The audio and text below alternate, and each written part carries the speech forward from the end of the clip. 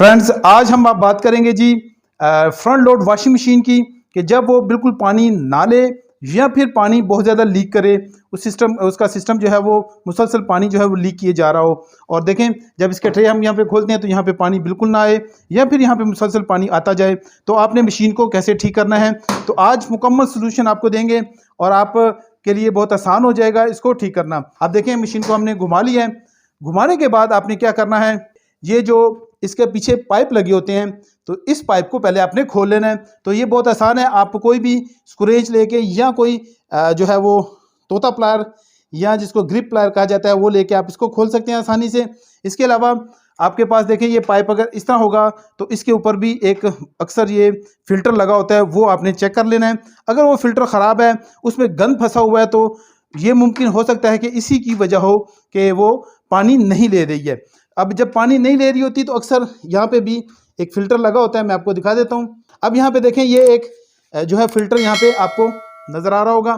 तो ये फ़िल्टर जो है, यहाँ पे अगर गंद फंस जाएगा तो ये जो है फिर आगे पानी नहीं जाने देगा। अब मैं आपको इसको निकाल के दिखाता हूँ कि ये अंदर से कैसे होता है। अब यहाँ पे इसके फ़िल्टर को निकालने के लिए आपके लिए पास एक प्लायर होना चाहिए और अक्सर घरों में ये मौजूद होता है। तो देखें, यहाँ पे जो ये फ़िल्टर है इसके ऊपर थोड़ी सी जगह उभरी होती है, बाहर की तरफ होती है और इसी मकसद के लिए होती है ताकि प्लायर से हम पकड़ के, तो देखें जब हम इसे प्लायर से पकड़ते हैं तो ये फ़िल्टर बाहर आ जाता है। तो जब ये बाहर आ जाएगा तो आप आराम से देखें, ये साफ़ है फ़िल्टर, लेकिन इसके ऊपर गंद होगा। तो एक दांतों वाला ब्रश ले लें, तो उसके साथ आप इसको सफाई कर लें, तो ये बिल्कुल आपका काम आसान हो जाएगा और यूँ फ़िल्टर खुल सकता है। अब इसके बाद जो अगली प्रॉब्लम हो सकती है वो हो सकती है जी, अगर वाटर नहीं ले रहा है तो फिर ये वाल्व जो है, ये जो इसकी कॉइल्स हैं ये ख़राब हो सकती हैं या फिर इसके अंदर जो मैकेनिज़्म है वो ख़राब हो सकता है। इसके अलावा अगर पानी मुसलसल ले रही है और बंद नहीं हो रहा है तो फिर भी जो इसका अंदर मैकेनिज़्म है उसका फॉल्ट हो सकता है, फिर ये कॉइल का फॉल्ट नहीं हो सकता। और या फिर इलेक्ट्रिक इनमें मुसलसल आ रही है तो फिर जो है फॉल्ट किस चीज़ का होगा, फिर इसके पीसीबी का फॉल्ट हो सकता है। तो देखें, पीसीबी का जो है वो हम अलग से बताएंगे आपको, लेकिन इस वक्त हमारा फोकस होगा कि ये वॉल में जो फॉल्ट आते हैं वो आपको समझाएं कि ये आपने किस तरह से ठीक करने हैं। तो मुख्तलिफ मशीन्स में मुख्तलिफ सिचुएशन हो सकती है। यहाँ पे 2 वाल्व भी हो सकती हैं, 3 वाल्व भी हो सकती हैं, 6 वाल्व भी हो सकते हैं। देखें, यहाँ पे कोल्ड वाटर के लिए जो है वो एक ही सिस्टम दिया गया है, इसी को आपने कोल्ड करना है, क्योंकि इस मशीन में सिस्टम ये है कि आप जो है इसके हीटर जो है इसमें पानी गर्म करते हैं। तो इसलिए यहाँ पे जो है कंपनी ने सिर्फ एक ही वाल्व, एक वाटर इनलेट दी है और वहाँ उसको 3 हिस्सों में डिवाइड कर दिया है। तो 3 मुख्तलिफ पोजीशन में जा रहा है, वो फिर बाद में वो बात का काम है। लेकिन अभी जब अगर पानी मुसलसल आ रहा है तो ये वाल्व ख़राब हो सकता है मैकेनिकली, और अगर नहीं आ रहा तो इलेक्ट्रिकली भी फॉल्ट हो सकता है और इसका मैकेनिकली फॉल्ट हो सकता है। अब यहाँ पे हम आपको बताते हैं कि सबसे पहले जब आप इलेक्ट्रिकली आपने जब चेक करना है तो वो कैसे करेंगे।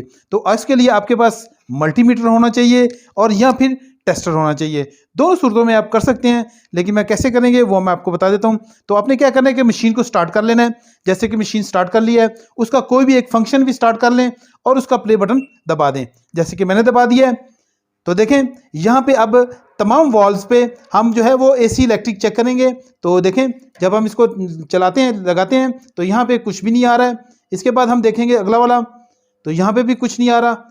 और देखें, यहाँ पे देखें, ये जो वाल्व है इसके अंदर 230 वोल्ट्स आ रहे हैं, मतलब ये कि इस पाइप में पानी आना चाहिए। बाकी ये दोनों जो वाल्व हैं ये बंद होंगे, तो यहाँ पे इस तरह से ये काम करेगा। और अगर आपके पास मल्टीमीटर मौजूद नहीं है तो फिर आप टेस्टर से भी कर सकते हैं, लेकिन टेस्टर से ये होगा कि सिर्फ आपको फेज नजर आएगा, उसका न्यूट्रल आपको नजर नहीं आएगा। तो देखें, यहाँ पे हम जब इसको लगाते हैं तो देखें, आप देख सकते हैं कि यहाँ पे इलेक्ट्रिक जल रही है। तो देखें, ये जल रहा है, तो यहाँ पे आपका मतलब है कि यहाँ पे जो फेज है आ रहा है, लेकिन न्यूट्रल आपको समझ नहीं आएगी कि ये आ रही है कि नहीं आ रही। तो उसके लिए ज़रूरी है कि आपके पास मल्टीमीटर होना चाहिए।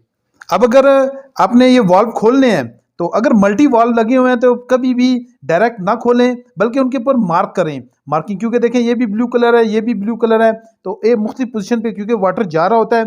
अगर आपने ये गलत कनेक्शन कर दिए तो ये जो है आप गलत जगह पे पानी फिर जाएगा। तो इसलिए आपने इनके ऊपर निशान लगा लेने हैं कि भाई ये इसका है, ये इसका है, तो बस वो फिर आसानी हो जाएगी। अब अगर जो इलेक्ट्रिक है वहाँ पे मौजूद है, लेकिन फिर भी पानी नहीं आ रहा है, तो फिर इसका जो है वो एक कॉइल जो है वो ख़राब हो सकती है।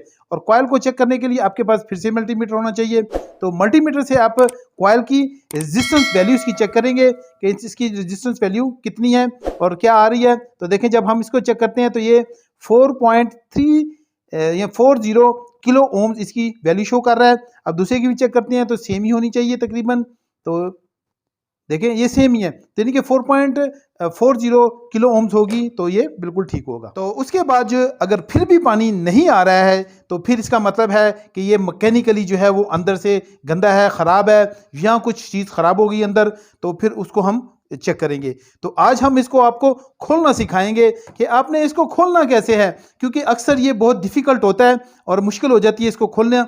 तो आज की इस वीडियो में मेन हमारा टॉपिक तो यही है कि हमने आपको इसको इंटरनली खोलना सिखाना है। अब यहाँ पे मैं आपको बताता हूँ कि अगर इसका जो अंदर मैकेनिज्म है वो ख़राब हो जाए तो आपने उसको कैसे सही करना है। तो उसके लिए देखें, इस कॉइल को खोलने की ज़रूरत पड़ती है। तो कॉइल को खोलने के लिए देखें, मैं आपको समझा देता हूँ। तो देखें, यहाँ पे आपको ये एक डॉट सा नज़र आ रहा होगा, और इसी तरह से मैं आपको दूसरी साइड में भी दिखा देता हूँ। तो यहाँ पे भी एक आपको डॉट नज़र आ रहा है, लेकिन इसके साथ देखें जो मेटल है उसका आपको वो भी बैठा हुआ नज़र आ रहा है। तो ये यहाँ पे लॉक किया गया है ताकि ये जो कॉइल है वो घूम ना सके, इस तरह से गोल गोल घूम ना सके, तो इसलिए इसको यहाँ पे लॉक किया गया है। अब यहाँ पे देखें, एक साइड तो बिल्कुल बंद होती है, दूसरी साइड जो होती है वो हमें यहाँ पे इसके अंदर थोड़ा सा गैप नज़र आ रहा है।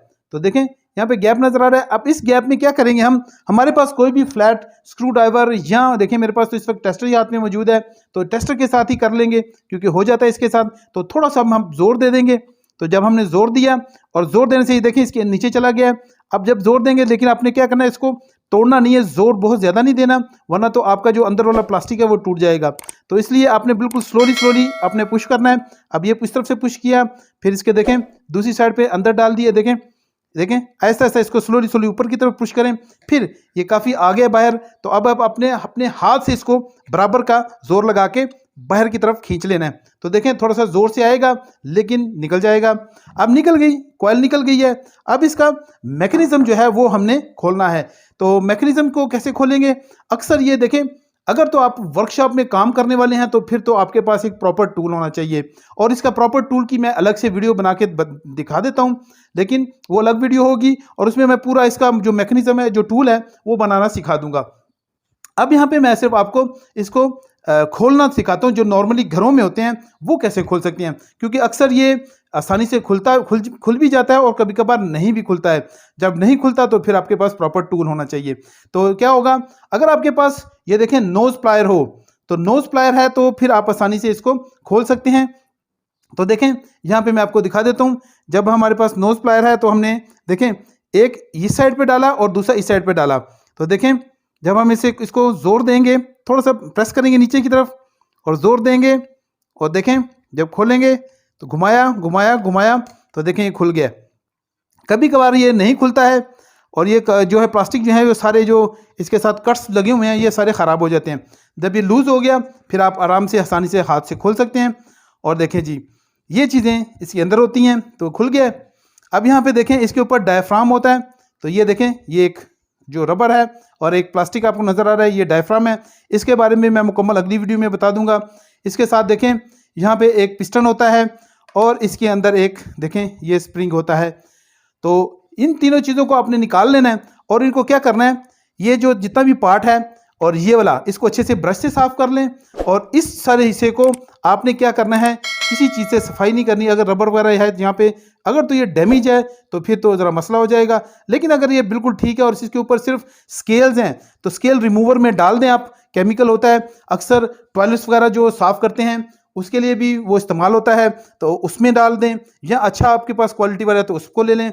उसमें इसको इन चारों चीज़ों को डिप कर दें। डिप करने के बाद ये बिल्कुल क्लीन हो जाएंगी। उसके बाद इनको निकाल लें और दोबारा से इनको असेंबल करके, तो आपका जो ये काम है बिल्कुल ठीक हो जाएगा।